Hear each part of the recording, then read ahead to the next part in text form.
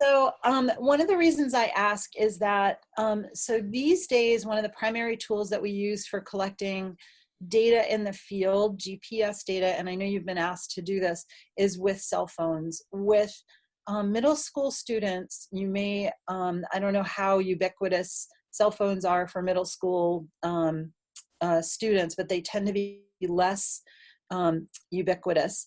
So I do have a couple of hints on what to do about that. So there are a few people, Cooperative Extension, UMaine at Machias, and the Maine Geographic Alliance all have loaner GPS units, so you can, it's more trouble, but we can get GPS units to you for you to borrow to use with your classes. You can also use a cell phone that doesn't have cell service. So you can ask for donations of used smartphones and use the GPS without cell service.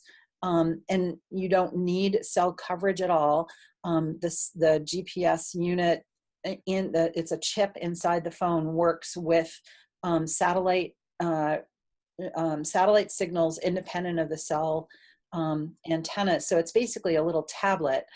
And so old smartphones work to do that. And you need to install the software on the unit when you're hooked up to Wi-Fi and, get that up and running. And so, and some of those basic GPS apps will work no problem without any cell service.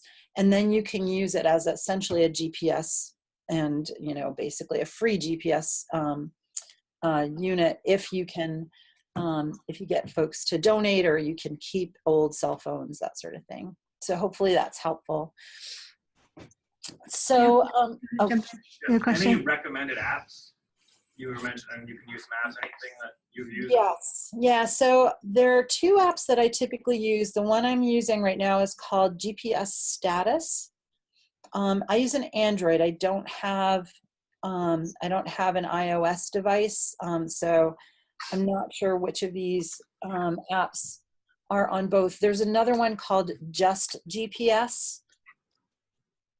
And that's a great basic app that I've used in the past.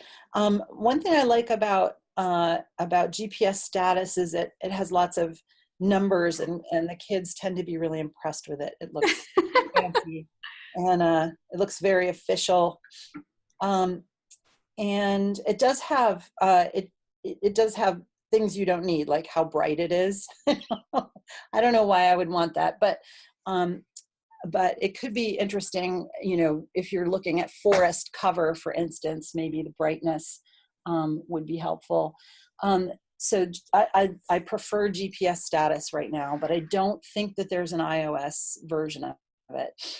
Just GPS is probably a more mature product, and I don't have it installed on my phone right now, but I've used it in the past. Yeah. You can get it for your, you can get it for your iPhone. Yeah, I have it. GPS Status. Oh, you can. Oh, great. Good. I'm so glad. There are more complicated apps that will save something called the GPX file and email it to you. And I have colleagues who use those things all the time, and they're great. Typically, they cost money, for one thing, and some of them require a subscription. So you're not likely to be able to get your kids to do that. And